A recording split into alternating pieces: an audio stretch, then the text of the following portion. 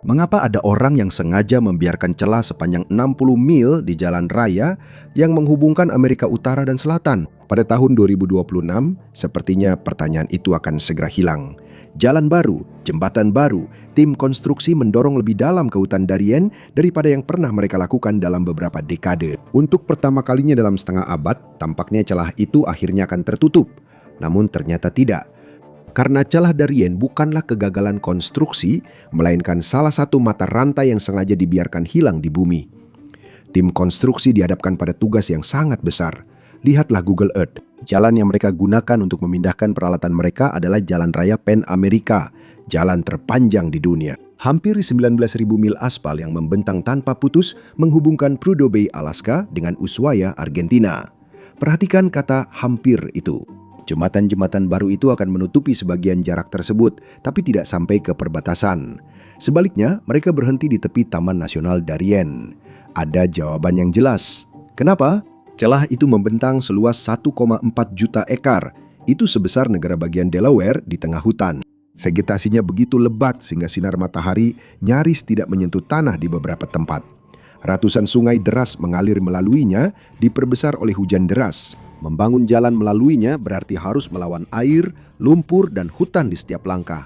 Pegunungan mengelilinginya membuat akses ke celah itu semakin sulit. Sekarang tambahkan ular berbisa, laba-laba, dan kalajengking ke dalam semua itu. Jika digigit ular kapak Ferdinand, Anda hanya punya 10 menit untuk menyuntikan antibisa sebelum meninggal. Itu pun baru yang kecil-kecil. Tapi pembunuh sebenarnya adalah nyamuk. Malaria sedang melonjak di seluruh Panama. Ada 4.200 kasus pada tahun 2021. Jumlah itu melonjak menjadi 15.000 pada tahun 2024. Waktunya bukan kebetulan, karena ini semua hanyalah bahaya alami. Bahkan setelah rawa-rawa, bahkan setelah hutan, bahkan setelah penyakit, orang-orang masih ingin membangun jalan itu. Selama lebih dari 500 tahun, Darien telah menghukum siapapun yang meremehkannya. Para penakluk menghilang di dalamnya. Skotlandia bangkrut karena mencoba menaklukkannya. Ini bukan tempat untuk menantang alam. Lagi pula, apa gunanya sebuah jalan? Setiap bangunan buatan manusia yang dibangun di tempat seperti ini akan cepat hancur tanpa perawatan terus-menerus. Para insinyur mengatakan jalan itu sendiri bahkan bisa hancur diguyur hujan. Proyek ini memang tidak layak. Atau apakah layak? Pemerintah Amerika Serikat sebenarnya pernah memiliki rencana untuk 2 proyek rekayasa di Darien Gap hanya dalam selang waktu 1 dekade. Yang pertama muncul pada tahun 1964 dan itu sangat kreatif. Amerika memiliki lebih banyak senjata nuklir daripada yang mereka tahu harus digunakan untuk apa pada saat itu. Jadi, kenapa tidak menggunakan beberapa ratus di antaranya untuk membuat kanal baru? Rencananya adalah menghabiskan sekitar 185 juta dolar dalam nilai uang saat ini untuk meledakkan 294 bom nuklir di 14 lokasi terpisah untuk membersihkan jalannya. Total daya ledaknya akan lebih dari 3 kali lebih kuat dibandingkan Tsar bomba milik Uni Soviet. Dan rencana ini juga akan dijalankan. Para insinyur mengatakan hal itu sangat memungkinkan. Ada masalah relokasi 30.000 penduduk asli yang tinggal di daerah tersebut. Dan kemungkinan besar akan ada gelombang besar kecaman internasional. Dengan insentif yang tepat, pemerintah punya cara untuk mewujudkan proyek-proyek rekayasa yang katanya mustahil. Rawa-rawa, pegunungan, gurun, semua tidak masalah. Jika ada kemauan politik, para insinyur biasanya akan menemukan caranya. Jadi bagaimana jika hutan bukan alasan sebenarnya jalan itu tidak pernah dibangun? Pada tahun 2020-an, penjelasan yang berbeda mulai muncul. Darien Gap bukan lagi sekedar hamparan alam liar. Tempat itu telah menjadi salah satu koridor migrasi terpenting di belahan barat. Pada tahun terakhirnya sebagai Komandan Komando Selatan AS Serikat, Jenderal Laura J. Richardson memberikan kesaksian di hadapan Kongres dan menggambarkan Darien Gap sebagai salah satu jalur ke utara bagi orang-orang dari Amerika Selatan. Tiba-tiba, celah itu tampak berbeda. Bukan lagi sebagai proyek infrastruktur yang gagal, mainkan sebagai penghalang strategis. Medannya bukan yang menghentikan pembangunan jalan. Seseorang hanya memutuskan bahwa medan itu lebih berguna daripada jalan. Untuk memahami alasannya, yang perlu Anda lakukan hanyalah mengikuti orang-orang yang sedang menyeberang. Tahun 2022 tidak dimulai dengan baik bagi sepasang muda-mudi dari Haiti. Jean dan Rose Harima hanyalah 2 dari kelompok yang berjumlah 50 orang. Tetapi perjalanan mereka akan lebih berat daripada perjalanan siapapun yang lain. Mereka memulai dari sisi perbatasan Kolombia, tetapi semua orang lain dalam kelompok meninggalkan mereka saat mereka sampai di bukit pertama. Mereka telah sampai di Serrania de Takarkuna, pegunungan yang cukup tinggi hingga menembus awan. Rose sedang hamil, tetapi dia dan Jean tetap melanjutkan perjalanan. Pegunungan itu bukanlah bahaya yang sebenarnya. Mereka ingin tetap berada di luar hutan. Sebelumnya, mereka sempat tersesat dari jalur dan menemukan mayat para migran yang telah melakukan perjalanan sebelum mereka. Lalu keadaan menjadi semakin buruk. Di tengah anta beranta, Rose mulai mengalami kontraksi. Tidak ada rumah sakit atau dokter di dekat sana. Tidak ada jalan keluar. Rose melahirkan seorang bayi laki-laki yang sehat, tetapi sekarang mereka menghadapi masalah baru. Mereka masih harus menempuh perjalanan bermil-mil lagi dan tidak ada cara untuk membawa bayinya. Jadi mereka berimprovisasi. Dengan menggunakan kaos cadangan, mereka membuat gendongan darurat dan melanjutkan perjalanan ke utara. Mereka mengatakan bahwa putra mereka memberi mereka keberanian untuk terus bergerak. Mereka akan membutuhkan semua keberanian itu. Satu-satunya jalan ke depan adalah melewati hutan. Selama 3 hari mereka bergerak melalui hutan, kelelahan dan terus-menerus waspada. Suara tangisan bayi mereka yang baru lahir bisa saja membocorkan posisi mereka. Akhirnya mereka berhasil. Setelah berhari-hari mendaki, berjalan dan menggendong bayi yang lahir di alam liar, mereka tiba di pos penerimaan migran di Panama. Mereka pun selamat. Pada saat mereka menyerahkan dokumen di pos penerimaan, mereka sudah masuk ke dalam sistem yang telah berjalan sejak tahun 2011.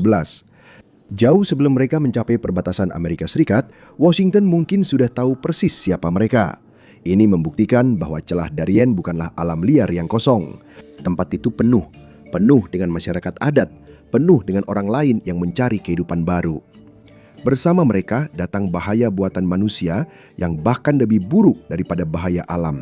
Orang-orang seperti Jean dan Rose datang dari wilayah yang letaknya jauh melampaui Haiti. Beberapa datang dari Afrika dan Asia Tenggara. Yang lain datang dari negara-negara seperti Somalia dan Nepal. Mereka bergerak ke utara, berusaha mencapai Amerika Serikat atau Kanada. Lebih dari 1 juta orang melintasi Darien Gap antara tahun 2021 dan 2023. Dan pada tahun 2023, 113.000 diantaranya adalah anak-anak. Banyak dari mereka yang ditinggalkan atau terlantar. Tentu saja para migran bukan satu-satunya orang yang bergerak melalui Darien. Geng kriminal menggunakannya untuk penyelundupan dan perdagangan manusia, yang berarti Panama harus berpatroli di salah satu medan paling sulit di dunia. Itulah tugas Senafront, pasukan penjaga perbatasan Panama. Tapi ada masalah. Seperti yang saya katakan sebelumnya, Darien itu sangat luas. Bukan berarti segelintir petugas patroli bisa begitu saja menutupnya. Jadi Panama tidak melakukannya sendirian. Mereka mendapat bantuan dari Amerika Serikat, mereka mendapat pelatihan dari Angkatan Darat Amerika Serikat. Pentagon membagikan peralatan seperti kacamata penglihatan malam canggih, radio, dan kapal patroli. Kedutaan Besar As Serikat di Panama mengumumkan hibah sebesar $1 juta untuk kendaraan patroli medan berat baru dan pusat komando baru. Ada juga tambahan dana sebesar $400.000 yang akan segera dikucurkan. Jadi, Darien Gap tidak hanya dipenuhi oleh ular, migran, atau patroli perbatasan. Tempat itu juga dipenuhi dengan peralatan pengawasan Amerika. Sebagai imbalannya, Washington mendapatkan peti harta karun berisi rahasia pribadi yang sangat intim. Pada tahun 2011, di bawah pemerintahan Obama, Amerika Serikat mulai mengumpulkan data biometrik dari orang-orang yang melewati hutan Panama. Semua berkat peralatan yang diberikan kepada Senafront. Pada tahun 2018 ini bukan lagi pengaturan ad hoc, Kongres menjadikannya permanen. Kesaksian para saksi menggambarkan orang-orang dihentikan di komunitas hutan terpencil, ditahan oleh otoritas Panama dan dibawa ke fasilitas penahanan yang jauh dari perhatian publik. Dari sana, proses berlanjut. Data diri diambil dan data biometrik dikumpulkan. Setelah itu, mereka dipindahkan lagi. Hal yang penting bukan kemana mereka pergi selanjutnya. Yang penting adalah, jauh sebelum mereka mencapai perbatasan Amerika Serikat, mereka sudah masuk ke dalam sistem. Dalam arti tertentu, perjalanan melintasi Darien bukan sekedar perjalanan melewati hutan belantara. Itu juga merupakan pos pemeriksaan pertama. Pada saat beberapa migran tiba di perbatasan selatan Amerika Serikat setelah menempuh ribuan mil, para pejabat mungkin sudah tahu persis siapa mereka. Seperti yang bisa Anda bayangkan, program ini memiliki para pengkritik. Pemerintah Serikat bukan salah satunya, begitu juga Santa Senafront. Itulah sebabnya militerisasi celah Darien semakin meluas. Duta Besar untuk Panama, Kevin Moreno Cabrera, menggambarkan hibah terbaru dari Washington sebagai cara untuk memajukan prioritas regional dan mengamankan perbatasan. Waktu pemberian hibah dan pernyataan itu sekali lagi bukanlah suatu kebetulan. Keamanan perbatasan regional akan segera menjadi masalah yang jauh lebih besar. Kemudian pada bulan Maret 2026, saat jembatan-jembatan baru sedang dibangun di Darien, para pemimpin politik dari seluruh Amerika Latin berkumpul di Miami. Anda mungkin mengira mereka akan membicarakan perdagangan, investasi, atau pertumbuhan ekonomi. Tapi tidak. Fokus utama mereka adalah kejahatan terorganisir. Para peserta pulang dengan rencana untuk berbagi intelijen yang lebih mendalam, kerjasama keamanan yang lebih erat, dan upaya yang lebih kuat untuk menghentikan migrasi ilegal sebelum mencapai Amerika Serikat. Selama beberapa dekade, orang-orang berasumsi bahwa celah itu tetap ada karena tidak ada yang bisa membangun jalan melaluinya. Namun pada tahun 2026, pembahasannya bukan lagi tentang bagaimana menyeberangi Darien, melainkan tentang bagaimana mengendalikannya.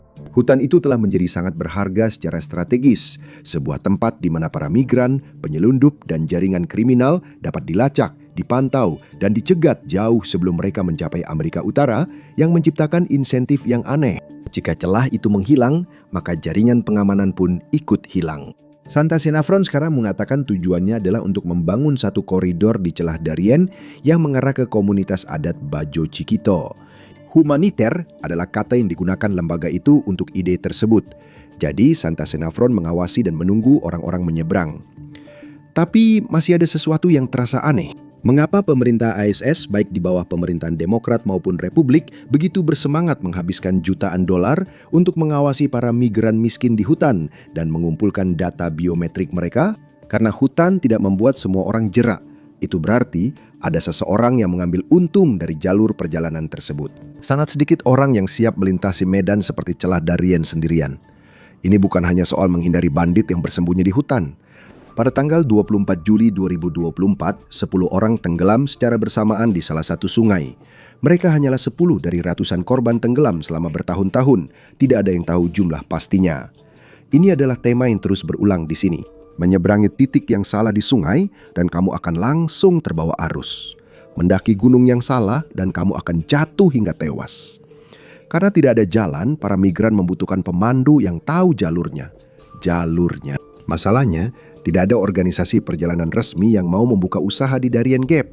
Jadi, satu-satunya pemandu adalah orang-orang yang sebenarnya tidak kamu inginkan. Lonjakan migran di awal 2020-an yang melewati hutan membuat bisnis organisasi kriminal semakin berkembang.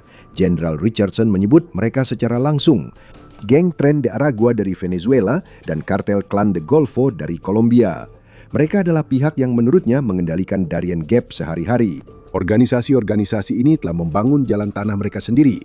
Mereka menggantung tali di atas penyeberangan sungai dan bahkan memahat tangga di formasi batuan.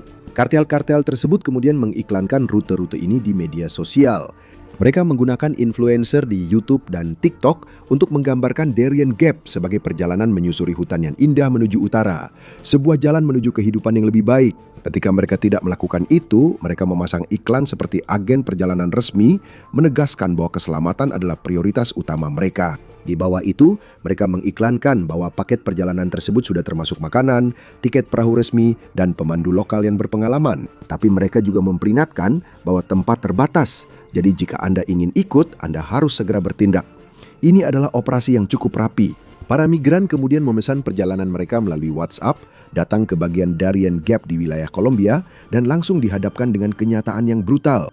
Perjalanan biasanya memakan waktu antara 7 hingga 15 hari, tergantung rutenya. Para penjahat memungut biaya $125 per migran untuk rute lambat, dan antara $400 hingga $1.000 per orang untuk rute yang lebih cepat. Kartel menyediakan kuda untuk rute $1.000, tetapi tidak banyak migran yang mampu membayarnya. Biasanya mereka berasal dari Tiongkok atau negara-negara lain yang lebih makmur. Namun, bahkan bisa membayar rute termurah pun sudah merupakan keberuntungan. Jika para migran tidak bisa membayar biaya apapun, kartel memaksa mereka menjadi kurir yang mengangkut kokain sebagai gantinya. International Crisis Group menemukan bahwa biaya penyelundupan menghasilkan jutaan dolar setiap minggunya.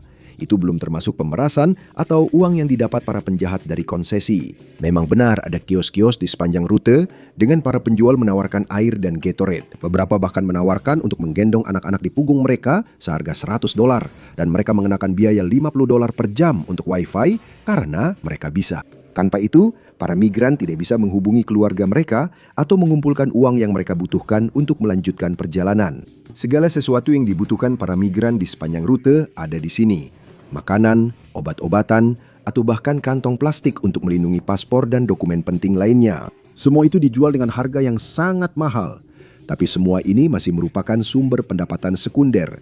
Narkoba adalah yang terpenting. Jadi setiap perahu migran dikawal oleh perahu-perahu yang mengangkut narkoba. Jika patroli air dari Santa Sinafron mendekat untuk mencegat mereka, kartel akan melemparkan para migran ke laut ke arus yang berputar, sehingga para petugas terpaksa mencoba menyelamatkan mereka. Dengan cara itu, narkoba masih bisa lolos. Tapi itu bukan satu-satunya kejahatan yang terjadi di sini. Para wanita tentu saja mengalami nasib yang lebih buruk daripada para pria. Seburuk apapun cobaan yang dialaminya, Rose Harima ternyata menjadi salah satu wanita yang beruntung dicela Darien karena dia tidak diserang. Seperti yang bisa Anda duga, kekerasan seksual adalah hal yang umum di sini. Pada bulan Desember 2023, Dokter Tanpa Batas melaporkan 214 kasus pelecehan seksual selama sebulan di celah Darien. Itu 7 kali lebih tinggi dibandingkan tingkat dari tahun sebelumnya. Tentu saja, angka sebenarnya jauh lebih tinggi dari itu. Tidak ada yang tahu berapa jumlah pastinya, karena sebagian besar kasus tidak pernah dilaporkan, terutama sekarang. Pemerintah Panama menutup organisasi dokter lintas batas di Darien Gap pada bulan Maret 2024. Itu adalah yang pertama dari serangkaian pengetatan baru di hutan tersebut. Amerika Serikat secara resmi menyatakan Tren de Aragua sebagai organisasi teroris asing pada Februari 2025. Kartel Clan de Golfo dinyatakan sebagai organisasi teroris asing pada bulan Desember berikutnya. Klasifikasi itu memang sangat penting. Itu berarti militer Amerika Serikat dapat secara legal melakukan serangan terhadap kelompok-kelompok tersebut dimanapun mereka berada. Secara teknis, itu berarti Anda bisa melihat pasukan elit khusus beroperasi melawan gerilyawan di hutan Amerika Tengah. Bukankah menutup Darien Gap dan menyelesaikan jalan raya Pan Amerika akan lebih efektif melawan kelompok teror yang diduga ini? Serangan drone tidak menyelesaikan masalahnya. Ya, yang lain akan segera menggantikan posisi mereka lebih cepat daripada aliran sungai di hutan. Tapi jalan beraspal dan tiket bus seharga $20 itu menghancurkan model bisnis kartel dalam semalam. Amerika Serikat mengklaim ingin menghentikan perdagangan narkoba dan perdagangan manusia melalui Darien Gap. Tapi dengan mendanai ketiadaan infrastruktur, Washington menjamin wilayah itu tetap tanpa hukum dan kartel masih bisa menghasilkan uang. Ini juga menjamin bahwa penduduk lokal yang bukan kriminal tetap dirugikan. Sekali lagi, Darien Gap penuh, bukan hanya dengan para kriminal, tapi juga dengan penduduk lokal. Mereka seringkali adalah masyarakat adat seperti Embera, Guaimi, dan Kuna. Mereka sudah tinggal di sana selama ratusan tahun. Cara hidup mereka bertahan dari satu upaya penjajahan ke upaya penjajahan berikutnya. Mereka bisa bertahan karena Darien tetap terisolasi. Namun, isolasi itu ada harganya. Bayangkan jika membutuhkan rumah sakit dan menyadari bahwa rumah sakit terdekat berjarak berjam-jam perjalanan lewat sungai. Atau seorang anak yang perjalanan ke sekolahnya dimulai dengan naik perahu melewati hutan. Bayangkan jika bantuan darurat tidak bisa dipanggil karena bahkan menara seluler pun tidak ada di dekat sana. Bagi banyak komunitas di Darien, itulah kehidupan sehari-hari. Pergi kemanapun berarti harus menyusuri sungai, menapaki jalur berlumpur, dan menembus hutan lebat. Perjalanan yang di tempat lain hanya memakan waktu beberapa menit, di sini bisa menghabiskan sebagian besar hari. Mereka inilah orang-orang yang benar-benar tak terlihat. Para migran yang mencoba melewati Darien Gap mendapat liputan media di seluruh dunia. Hanya sedikit orang yang membicarakan penduduk lokal yang menderita malaria akibat lonjakan migrasi atau yang berjuang untuk bertahan hidup di tepi hutan belantara. Tidak ada satupun dari ini yang merupakan konsekuensi tak disengaja. Semuanya sudah diketahui. Semuanya adalah efek samping yang sudah didokumentasikan dari kebijakan yang disengaja selama puluhan tahun dan masih terus berkembang. Jalan yang sama yang dianggap pemerintah sebagai masalah keamanan bisa menjadi penyelamat bagi orang-orang yang benar-benar tinggal di wilayah tersebut. Amerika Serikat dan Panama sekarang melakukan lebih dari sekedar berbagi peralatan atau data biometrik. Pada Juli 2024, kedua negara meluncurkan program kerjasama migran yang baru. Amerika Serikat sekarang akan membantu Panama untuk mendeportasi orang asing yang ditemukan di Panama tanpa status imigrasi yang sah. Panama akan memilih orang-orang yang terbukti melanggar undang-undang imigrasinya. Paman Sam kemudian akan mengeluarkan uang untuk penerbangan deportasi tersebut. Kemudian pada Februari 2025, program tersebut diperluas. Panama sekarang akan menerima migran negara ketiga dari Amerika Serikat untuk dipulangkan ke negara asal mereka. Penerbangan pertama seperti itu sebenarnya tiba sehari sebelumnya. Penerbangan itu datang dari Amerika Serikat ke Panama, membawa 119 orang dari negara-negara seperti Tiongkok, India, Iran, dan bahkan Uzbekistan. Menteri Luar Negeri Marco Rubio mengatakan bahwa kesediaan Panama untuk menerima penerbangan-penerbangan ini menunjukkan bahwa mereka telah mengirimkan pesan yang jelas untuk menghentikan arus migrasi ilegal dan massal yang bersifat merusak dan membuat tidak stabil. Sejak saat itu, pemerintah Amerika Serikat telah menghabiskan lebih dari 14 juta dolar untuk penerbangan pemulangan. Biaya tiket pesawat, penerjemah, bahkan pengawal, semuanya ditanggung oleh pemerintah. Namun penerbangan tersebut bukan satu-satunya bentuk transportasi yang didanai oleh Amerika Serikat di Panama. Amerika Serikat tidak secara langsung mendanai pembangunan jembatan-jembatan baru di Darien Gap, tetapi memberikan dukungan tidak langsung kepada Panama melalui peralatan yang digunakan dalam upaya konstruksi tersebut. Secara keseluruhan, Washington mengirimkan hampir 73 juta dolar dalam bentuk bantuan ke Panama pada tahun 2024. Hampir 13 juta berasal dari Departemen Luar Negeri di bawah label samar sebagai konsultasi dan bantuan. Sebanyak 7,9 juta lainnya digunakan untuk peralatan, lahan, dan bangunan. Jembatan-jembatan masuk dalam kategori ini. Itulah sebabnya mereka sebenarnya bukan infrastruktur, mereka bukan jalan. Jembatan-jembatan itu bukan untuk membantu penduduk lokal atau para migran, itu untuk meningkatkan keamanan perbatasan. Jembatan-jembatan itu memungkinkan Senafron dan organisasi lain untuk membawa kendaraan segala medan baru mereka, serta peralatan pengawasan ke Taman Nasional Darien. Sementara itu, kapal pencegat dari Layanan Udara dan Laut Nasional menjaga semua jalur masuk tetap terpantau.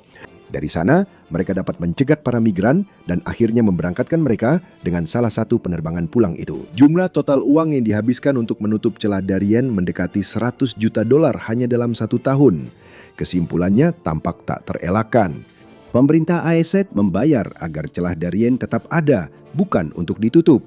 Kedengarannya aneh, tapi ada logika strategis di baliknya. Selama beberapa dekade, para perencana Amerika percaya bahwa mengendalikan titik-titik sempit strategis bisa lebih berharga daripada menguasai wilayah itu sendiri.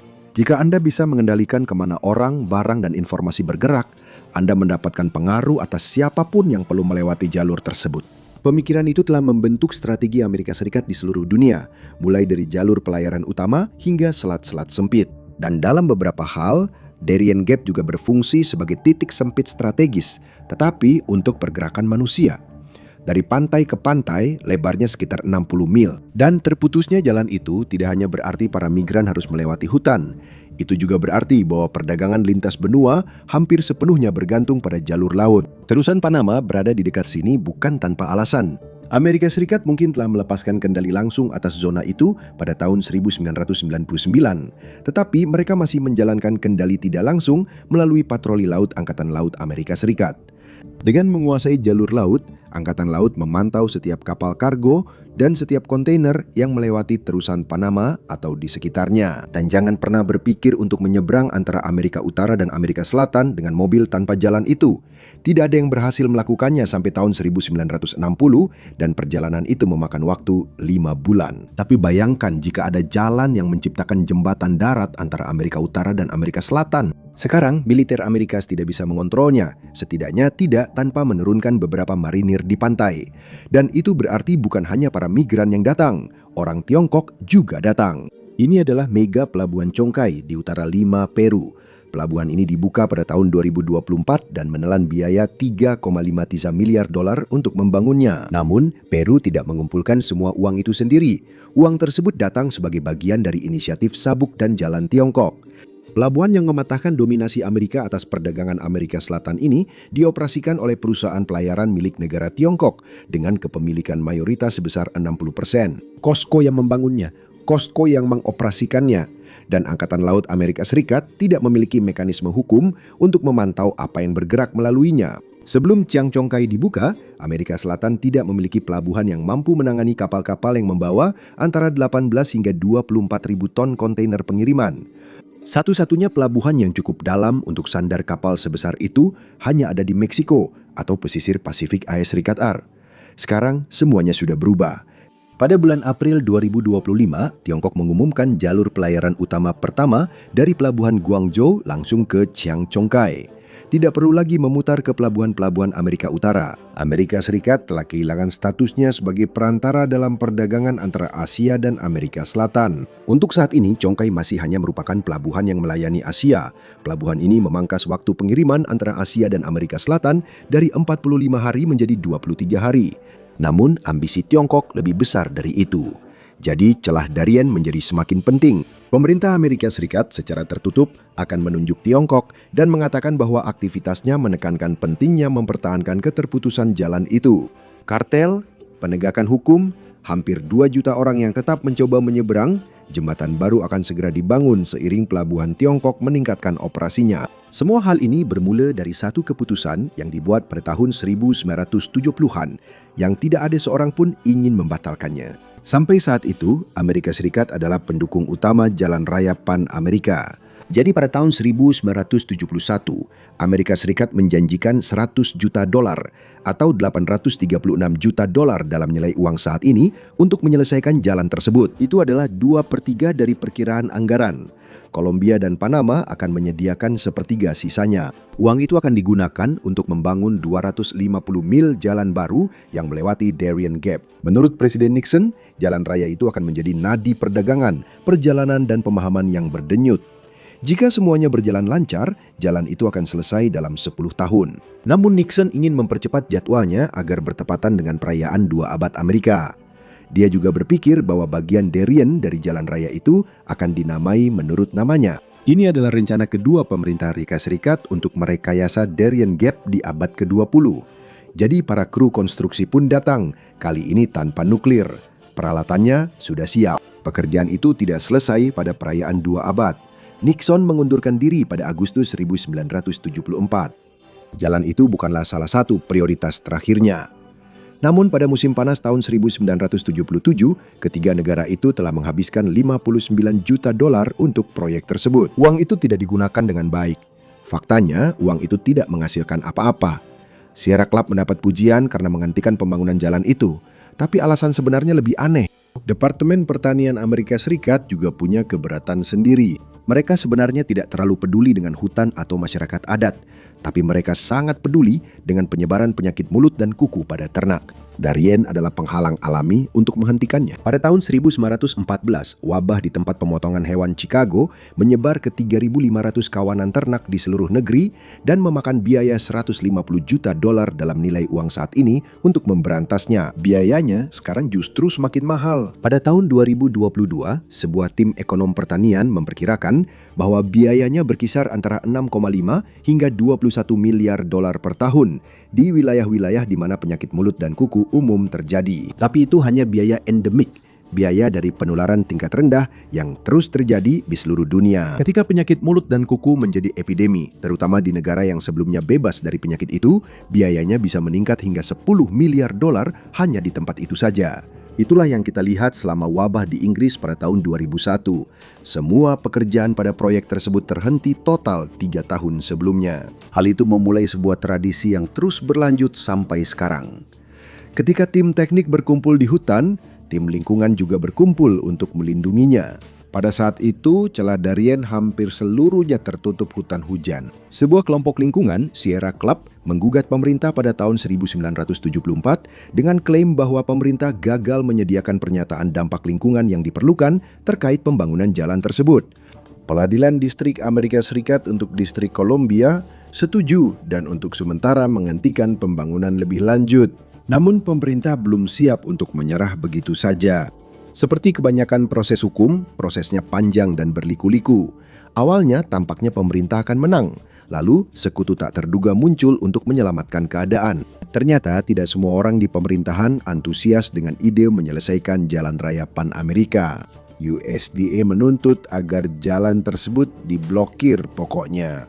Jadi, putusan sela awal yang diajukan Sierra Club tetap berlaku karena alasan yang sama sekali berbeda dari alasan awal diajukan. Waktunya terbukti menguntungkan bagi para aktivis lingkungan karena pada tahun 1977, Panama memasuki masa gejolak politik di bawah pemerintahan militer nasionalis Omar Torrijos. Pada saat yang sama, negosiasi mengenai terusan Panama mulai mendominasi perhatian Washington. Tiba-tiba, Darien Gap tidak lagi menjadi prioritas. Saat ini, penyakit mulut dan kuku tidak lagi menjadi masalah besar di selatan Darien Gap. Penyakit ini hanya terjadi secara sporadis di Venezuela. Sisa wilayah Amerika Selatan sekarang dianggap bebas dari penyakit tersebut berkat vaksinasi. Jadi, risiko terjadinya epidemi melalui Darien Gap menjadi sangat kecil kemungkinannya. Itulah sebabnya pada tahun 1992, Departemen Pertanian Amerika Serikat memutuskan untuk tidak sejalan dengan Sierra Club. Tidak adanya penyakit mulut dan kuku berarti tidak ada lagi dasar hukum untuk perintah pengadilan tersebut. Jika pemerintah Amerika Serikat mengajukan banding atas perintah pengadilan tersebut, hampir pasti keputusan itu akan dibatalkan. Jadi orang-orang mulai membicarakan pembangunan jalan itu lagi. Transportasi melintasi Darien Gap dibuka pada pertengahan tahun 1990-an, tetapi bukan melalui jalan darat. Itu terjadi dengan adanya feri Crucero Express. Feri itu beroperasi selama beberapa tahun, lalu ditutup karena biaya operasinya terlalu mahal. Sekali lagi, dibutuhkan kapal atau pesawat untuk menghindari Darien Gap. Dan Jalan Raya Pan Amerika pada dasarnya tetap menjadi jalan yang tidak menuju kemana-mana. Kebijakan Washington juga berubah selama waktu itu. Pendukung utama Jalan Raya Pan Amerika kini justru menjadi penentangnya. Setelah perintah pengadilan, Amerika Serikat mulai melihat Darien Gap sebagai sebuah peluang, bukan lagi hambatan. Hutan tersebut ternyata lebih berguna. Jalan raya beraspal membutuhkan pengawasan. Hutan liar mengawasi dirinya sendiri dan tidak ada yang terlalu memperhatikan hutan terpencil. Jadi, Darien Gap menjadi semacam penyaring kecil yang berguna bagi kendali Angkatan Laut Amerika Serikat di wilayah tersebut. Bisa disangkal dan secara politik tidak terlihat. Biaya perjalanan migran di Kanal de Golfo, jutaan orang yang melintas di awal dekade ini. Pendanaan Amerika Serikat untuk patroli Santa Cruz. Semuanya ada karena satu perintah pengadilan usang berusia 50 tahun yang memulai pola serba menguntungkan ini. Pada tahun 1979, Kolombia memperluas Taman Los Catilos yang awalnya terkait dengan upaya perencanaan jalan di masa awal. Secara resmi, hal itu dikemas sebagai penyangga terhadap penyebaran penyakit mulut dan kuku. Dalam praktiknya, hal ini menciptakan lebih banyak pembatasan hukum dan lingkungan di sekitar area tersebut. Pada tahun 1994, UNESCO menyatakan Los Catilos sebagai situs warisan dunia. Tiba-tiba tempat ini bukan lagi sekadar hutan terpencil. Tempat ini dilindungi di tingkat global. Darien sekarang menjadi salah satu wilayah dengan keanekaragaman hayati tertinggi di bumi. Rumah bagi jaguar, monyet, dan ribuan spesies serangga serta amfibi yang tidak ditemukan di tempat lain. Yang berarti setiap upaya untuk menembusnya menghadapi lebih dari sekedar medan. Itu juga berhadapan dengan hukum internasional, perlindungan lingkungan, dan prioritas konservasi yang saling tumpang tindih.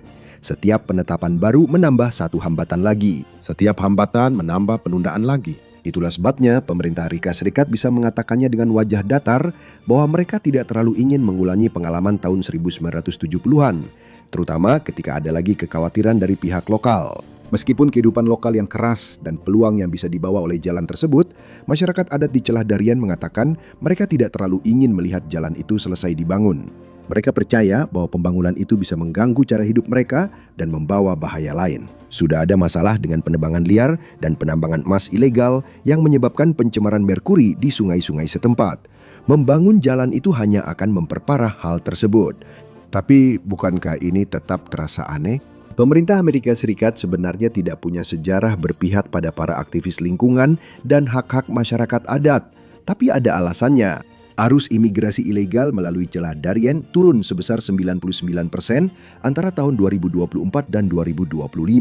Langkah-langkah baru dengan Panama tampaknya benar-benar berhasil. Washington mungkin tidak terlalu peduli dengan penduduk lokal dan lingkungan, tapi ini membuat ketiadaan jalan itu layak dipertahankan. Dan penurunan itu datang pada waktu yang tepat. Karena jembatan-jembatan baru di Panama bukan satu-satunya pembangunan yang masuk ke Darien Gap pada tahun 2026. Inisiatif Sabuk dan Jalan Tiongkok bukan hanya soal pelabuhan. Para insinyur telah mulai bekerja di Amerika Selatan.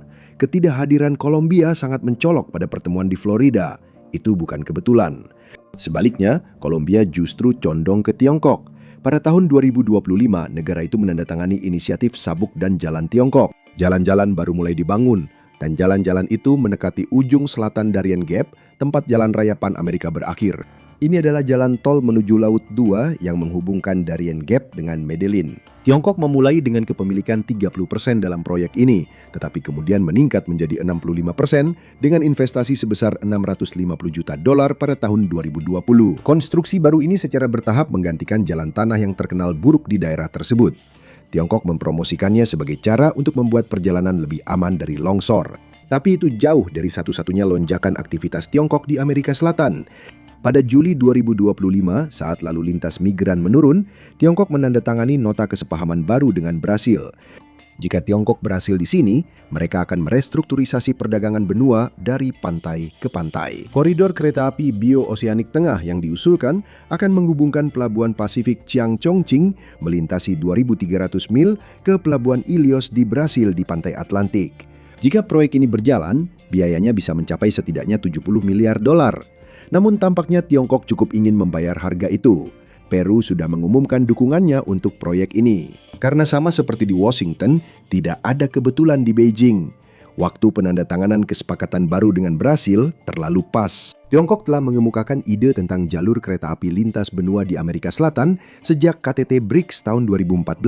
Tetapi perkembangan baru membuatnya jauh lebih menarik bagi semua pihak. Terusan Panama telah menghadapi kekeringan dan kesulitan untuk menampung kapal-kapal modern yang semakin besar. Jadi, Tiongkok melihat peluang untuk melewati salah satu titik sempit perdagangan internasional paling vital bagi Angkatan Laut Amerika Serikat, tepat di halaman belakangnya sendiri. Tiongkok sudah menjadi mitra dagang terbesar Amerika Selatan. Hal itu belum terjadi ketika Sierra Club menggugat Departemen Transportasi.